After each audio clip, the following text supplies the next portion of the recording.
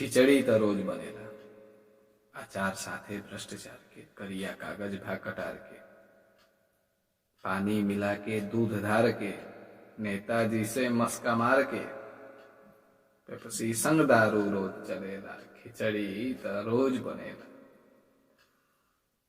रिश्वतखोरी का मकर जाल में, रिश्वतखोरी का मकर जाल में, कोट में भा चौपाल में, नोट गिने लें अफसर बाबू, जनता चालस चाल चाल में, पेड़ लगावल कहाँ फरेला।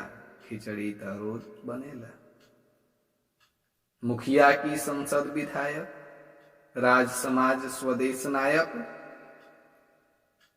आवास या शौचालय दायक, घूस दे दी तबे लायक, घूस दे दी तबे लायक। रुपया पर सौंसे देश चलेला। खिचड़ी तो रोज बनेला। खीसा की बसंत बहार बा, खीसा की बसंत बहार बा, काम करत कुल सरकार बा, लोकतंत्र भी असरदार बा, सब झूठे लोग कहेला। खिचड़ी तो रोज बनेला।